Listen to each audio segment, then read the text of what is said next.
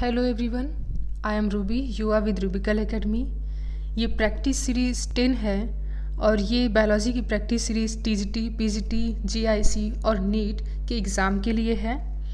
ठीक, तो आज का पहला क्वेश्चन है इस प्रैक्टिस सीरीज़ का, retrogressive Metamorphosis is characteristics of. ठीक, तो रेट्रोग्रेसिव मेटामॉर्फोसिस क्या होता है पहले ये देख लेते हैं कि जब लार्वल फॉर्म किसी एनिमल का, जब कोई लार्वल फॉर्म है और उसमें कुछ जो ऑर्गन्स हैं वो शॉर्ट हो करके बिल्कुल डिसअपियर होने लगे तो उसे बोला जाता है रेट्रोग्रेसिव मेटामॉर्फोसिस। ठीक, एडल्ट में क्या हो, अब्सेंट हो कोई ऑर्गन, लेकिन लार्वल फॉर्म में कोई ऑर्गन जो है वो छोटा हो जाए, बिल्कुल शॉर्ट हो जाए, डिसअपियर होने लगे, तो उस प्रोसेस को बोला जाता है रेट्रोग्रेसिव मेटामॉर्फोसिस। और रेट्रोग्रेसिव मेटामॉर्फोसिस जो है ये यूरोकॉर्डेट का एक अच्छा सा कैरेक्टर है, इनके कैरेक्टरिस्टिक हैं। ठीक, तो यहाँ पर यूरोकॉर्डेट जो है ये करेक्ट आंसर है। देखते हैं क्वेश्चन नंबर 2 को। Dogfish is related to which group. ठीक, डॉग फिश किस ग्रुप से रिलेटेड है? तो हम जानते हैं कि जो कॉर्डेट है, कॉर्डेटा जो है इसके 3 सब फाइलम हैं। ठीक, प्रोटोकॉर्डेट, 1 मिनट, कॉर्डेट, कॉर्डेटा के 3 हैं, यूरोकॉर्डेट, सिफेलोकॉर्डेट और वर्टेब्रेटा, 3 इसके सब फाइलम है। तो यूरोकॉर्डेट है, सिफेलोकॉर्डेट है और वर्टेब्रेटा है। तो इसमें जो यूरोकॉर्डेट है इसके 2 पार्ट हैं, यूरोकॉर्डेट को 2 पार्ट में रखा गया है। तो एक होता है इग्नैथा, ठीक, और दूसरा होता है ग्नैथोस्टोमेटा, इग्नैथोस्टोमेटा। ठीक, तो एक होता है इग्नैथा। इग्नैथा में क्या होता है कि जिनमें जॉ अब्सेंट होता है, यूरोकॉर्डेट का ये 2 पार्ट में रखा गया है, इग्नैथा एंड ग्नैथोस्टोमेटा। तो जो इग्नैथा होते हैं उनमें जॉ जो है फिशेस में जॉ अब्सेंट होता है। तो ए मतलब अब्सेंट, क्या अब्सेंट होता है? जॉ अब्सेंट होता है, तो वो आपके इग्नैथा हो गए। और जो ग्नैथोस्टोमेटा है इनमें जॉ प्रेजेंट होता है, तो ये आपको याद रखना है। ठीक, तो जो डॉग फिश है ये ग्नैथोस्टोमेटा है, तो ग्नैथोस्टोमेटा में जॉ प्रेजेंट होता है, ये आपको याद रखना है। 2 जॉ के बेसिस पे यूरोकॉर्डेट को 2 पार्ट में रखा गया है, इग्नैथा एंड ग्नैथोस्टोमेटा। तो इसका आंसर हो जाएगा डॉग फिश का ग्नैथोस्टोमेटा। देखते हैं क्वेश्चन नंबर 3 को। विच फिश इज विविपेरस। ठीक, तो विविपेरस से हम समझते हैं कि जो विविपेरस मतलब जो बच्चों को जन्म देने वाले होते हैं, अपने जैसे जो उनके क्या बोला जाता है, अपने संतान जो बोला जाता है, जो अपने जैसे वो वर्ड मुझे नहीं याद आ रहा, आप लोग समझ रहे होंगे। विविपेरस मेनली बात यही है कि जो बच्चों को जन्म देते हैं उसी विविपेरस बोला जाता है। ठीक, तो स्कॉलियोडॉन जो है ये एक विविपेरस फिश है, ये आपको याद में रखना है। ठीक, स्कॉलियोडॉन क्या है? ये एक विविपेरस फिश है। Question number 4, which is true fish. तो इसमें से ट्रू फिश क्या है? तो ट्रू फिश और फॉल्स फिश, इस पे बहुत ज़्यादा क्वेश्चंस आते हैं, तो आपको पूरा चार्ट सही अच्छा होगा कि अगर आप एक बार उस चार्ट को पूरा देख ले कि ट्रू फिश क्या है और फॉल्स फिश क्या है। तो कैट फिश जो है ये एक ट्रू फिश है, जेली फिश, कटल फिश और silverfish, these are false fish, these are false fish. ठीक, तो क्या है? ट्रू फिश क्या है? कैट फिश है। Question number 5, the fish used for control of malaria is. तो एक फिश है जो कि मलेरिया को कंट्रोल करने में उसका यूज़ किया जा रहा है, तो वो उस फिश को बोला जाता है लार्वीवोरस। लार्वीवोरस फिश मतलब कि वो फिश जो मलेरिया कॉजिंग जो मच्छर है, एनाफिलिस मच्छर, ठीक, एनाफिलिस मॉस्किटो, उसके लार्वा को जो फीड कर जाए, उसे खा ले, तो उसे बोला जाता है लार्वीवोरस फिश। तो जो गैम्बुशिया है, गैम्बुशिया एक लार्वीवोरस फिश है जो कि इसका यूज़ किया जाता है मलेरिया को कंट्रोल करने में, तो ये आपको याद रखना है। क्वेश्चन का आंसर है 2, Gambusia. Question number 6, parental care is found in. तो ऐसी कौन सी फिश है जिसमें पेरेंटल केयर पाया जाता है? ठीक, तो हिप्पोकैम्पस। तो जो फीमेल हिप्पोकैम्पस होता है, फीमेल हिप्पोकैम्पस, तो फीमेल हिप्पोकैम्पस जो एग देती है वो मेल हिप्पोकैम्पस के ब्रूड पाउच में एक सैक लाइक स्ट्रक्चर होता है, ब्रूड पाउच। ठीक, तो फीमेल हिप्पोकैम्पस मेल हिप्पोकैम्पस के ब्रूड पाउच में एग को ले करती है और मेल हिप्पोकैम्पस एग को तब तक एक पेरेंटल केयर प्रोवाइड करता है जबकि वो एग जो है वो हैच्ड ना हो जाए। ठीक, तो हिप्पोकैम्पस में पेरेंटल केयर पाया जाता है। मेल हिप्पोकैम्पस में ब्रूड पाउच होता है और ब्रूड पाउच में ये एग को कैरी किए रहता है जब तक कि एग हैच ना हो जाए। तो यहाँ पे क्वेश्चन का आंसर हो जाएगा 2। Question number 7, which of the following is food fish of Uttar Pradesh is without skills? ठीक, तो उत्तर प्रदेश का यूपी का एग्जाम है तो हो सकता है ये क्वेश्चन आ जाए। ठीक, और आया हुआ भी क्वेश्चन है, ये प्रीवियस ईयर क्वेश्चन है। वालगोअट्टू ये आपके यूपी में और पाकिस्तान में, बांग्लादेश में, इन सब देश में ये कॉमनली पाया जाता है और ये एक फूड फिश है वालगोअट्टू, इन सब देशों का, और अपने यूपी का भी है।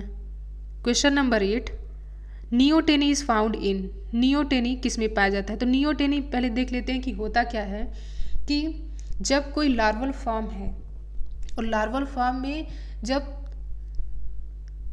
थायरॉक्सिन हार्मोन जो है लार्वल फॉर्म में जब ना सिक्रीट हो, तो थायरॉक्सिन हार्मोन के सिक्रीट ना होने की वजह से उनमें मेटामॉर्फोसिस नहीं हो पाता है। और मेटामॉर्फोसिस क्या है, मैंने आपको कल भी बताया था कि जब बॉडी में चेंजेस हो जाए, लार्वल फॉर्म से जब कोई एडल्ट फॉर्म में जाता है तो उसके बॉडी में जो चेंज होता है, जिसे कायांतरण बोला जाता है हिंदी में, तो जब कायांतरण होता है तो उसे बोला जाता है मेटामॉर्फोसिस, बॉडी में जो चेंजेस हो जाए। तो थायरॉक्सिन हार्मोन की कमी की वजह से मेटामॉर्फोसिस नहीं हो पाता है और तो लार्वल फॉर्म में ही जो सेक्सुअल ऑर्गन है तो वो उनमें प्रेजेंट होता है। ठीक, वो प्रोसेस उनमें पाया जाता है। तो ये आपका नियोटेनी होता है और नियोटेनी जो है ये एक्सोलॉटल लार्वा में पाया जाता है। एक्सोलॉटल लार्वा एम्बाइस्टोला का लार्वा है। ठीक, एम्बाइस्टोमा है, एम्बाइस्टोमा। तो एम्बाइस्टोमा के लार्वा को एक्सोलॉटल लार्वा बोलते हैं और नियोटेनी इसमें पाया जाता है। नियोटेनी क्या है, मैंने आपको बताया, थायरॉक्सिन हार्मोन की कमी की वजह से मेटामॉर्फोसिस जब नहीं हो पाता है। Question number 9, keratin is not found in the epidermis of? तो किसके एपिडर्मिस में कैरेटीन नहीं पाया जाता है? कैरेटीन क्या है? Keratin is a protein.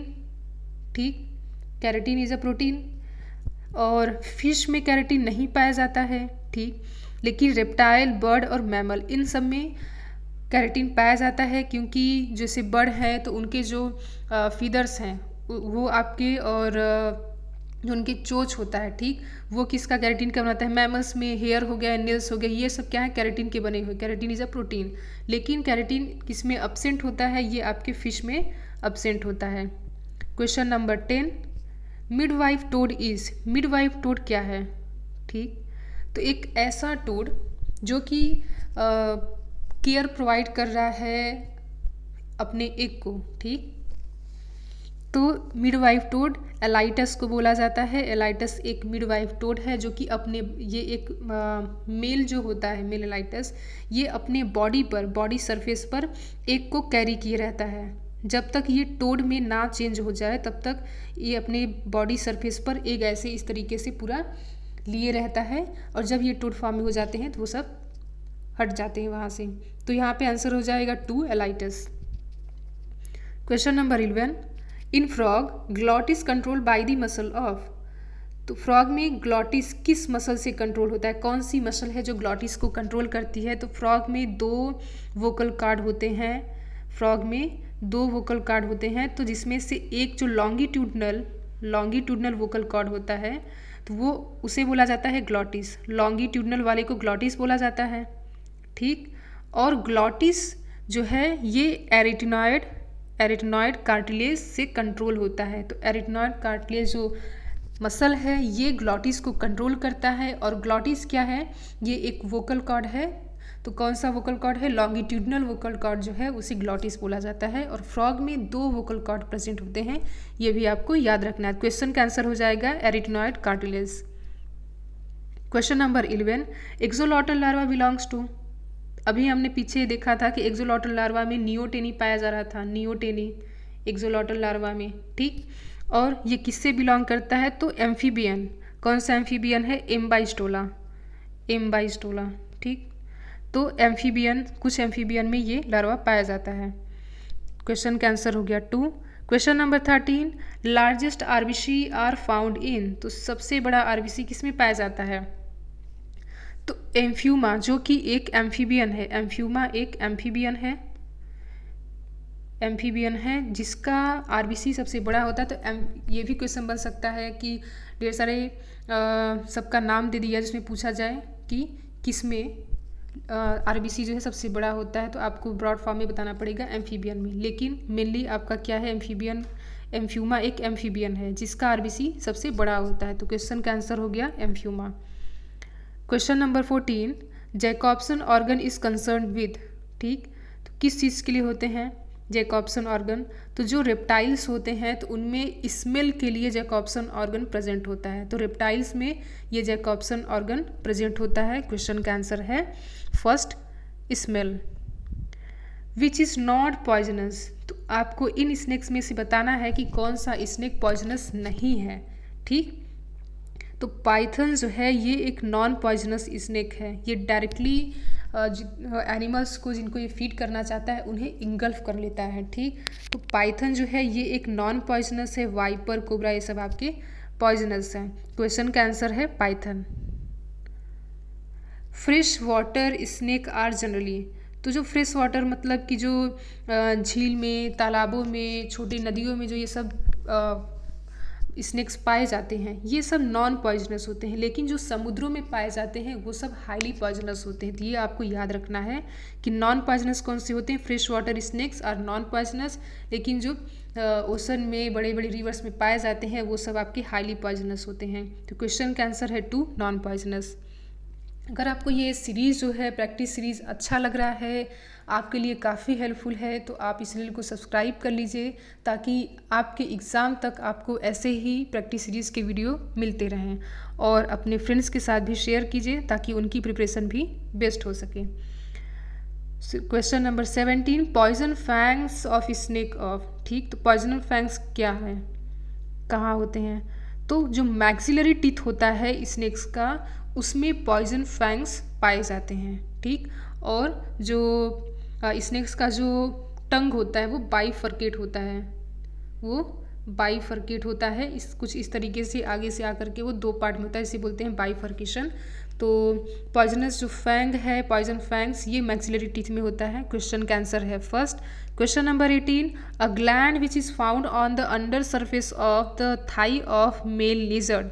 तो मेल लिजर्ड के थाई के अंडर सरफेस में कौन सा ग्लैंड पाया जाता है, ठीक। तो फेमोरल ग्लैंड जो है ये मेल लिजर्ड में पाया जाता है। ये भी कुछ समझ सकता है फेमोरल ग्लैंड किस में पाया जाता है, मेल या फीमेल? तो मेल लिजर्ड में पाया जाता है। और ये इनकी थाई को काफ़ी ज़्यादा चौड़ा करता है, ठीक। मेल लिजर्ड की जो थाई होती है वो फीमेल लिजर्ड के कंपेयरिंग में चौड़ी होती है due to because of femoral gland. तो यहाँ पे आंसर है first. Question number 19, in which of the following subclass of reptiles the skull has a solid roof. तो रेप्टाइल्स के किस सब क्लास में जो स्कल है उस पर एक सॉलिड रूफ होता है? तो जो एनाप्सिडा होते हैं, एनाप्सिडा जो रेप्टाइल्स होते हैं उनके स्कल पे सॉलिड रूफ पाया जाता है। तो ये आपको याद रखना है, एनाप्सिडा इज ए करेक्ट आंसर है। Question number 20, uric acid is excreted by. तो यूरिक एसिड कौन एक्सक्रीट करता है? तो जितने भी इंसेक्ट हो गए, ठीक, रेप्टाइल्स हो गए, तो ये सब यूरिक एसिड को सिक्रीट करते हैं, ठीक। और जो यूरिक एसिड सिक्रीट करते हैं उन्हें यूरिकोटेलिक बोला जाता है। यूरिकोटेलिक, जो यूरिक एसिड को सिक्रीट करते हैं उन्हें यूरिकोटेलिक बोला जाता है। और जो अमोनिया को सिक्रीट करते हैं उन्हें अमोनोटेलिक बोला जाता है, अमोनोटेलिक बोला जाता है, ठीक। और अमोनोटेलिक कौन से होते हैं? जितने भी आपके एक्वेटिक एनिमल हो गए, एक्वेटिक जितने भी एनिमल होते हैं वो अमोनोटेलिक होते हैं, ठीक। तो फ्रॉग क्या है? ये भी एक्वेटिक होता है तो मतलब दोनों जगहों पे पाया जाता है लैंड में। लेकिन इसमें क्या है, ये भी आपका अमोनोटेलिक है। रैबिट क्या है, ये यूरिक एसिड सिक्रीट करता है, क्या बोलते हैं, यूरिकोटेलिक हो गया। और मैन क्या है, नहीं, यूरिया मैन है, रैबिट भी यूरिया है, ठीक, यूरिया है। पिजन जो यहाँ पे है ये यूरिक एसिड है, यूरिक एसिड सिक्रीट करता है, ठीक। तो ये आपको याद रखना है कि अमोनोटेलिक कौन से होते हैं, जितने एक्वेटिक एनिमल्स होते हैं ये अमोनोटेलिक होते हैं। यूरिकोटेलिक कौन से होते हैं, जितने आपके इंसेक्ट हो गए, रेप्टाइल्स हो गए, ये सब यूरिकोटेलिक होते हैं, ठीक। अब है लास्ट क्वेश्चन। तो ये आपका होमवर्क क्वेश्चन है कि nitrogenous excretory product of frog tadpole, ठीक। तो इसका आंसर आपको कमेंट बॉक्स में करके बताना है कि इस क्वेश्चन का आंसर क्या है। और कल के वीडियो का किसी ने नहीं दिया था कि लास्ट क्वेश्चन का आंसर क्या था होमवर्क वाले का, तो आप ज़रूर दीजिए, आपको पता चलेगा कि आपकी प्रिपरेशन कैसी है और सही आंसर आपका करेक्ट है कि नहीं है आंसर। और अगर आपको ये सीरीज़ ऐसे ही आप चाहते हैं कि सीरीज़ आपके एग्ज़ाम तक चलती रहे और ढेर सारे क्वेश्चंस आपके रिवाइज हो जाए, आपको जो टॉपिक आपका कंप्लीट नहीं हुआ है तो वो क्वेश्चन के थ्रू आप उसे समझ पाएँ और वो आपका कंप्लीट हो जाए, तो इसलिए आप इस चैनल को सब्सक्राइब कर लीजिए, वीडियो को लाइक कीजिए अगर आपको वीडियो अच्छा लगा है, अपने फ्रेंड्स के साथ भी शेयर कीजिए जो इस एग्ज़ाम को देना चाहते हैं, ताकि उनकी प्रिपरेशन भी बेस्ट हो सके। तो thank you so much. So like, share and subscribe. Thank you so much.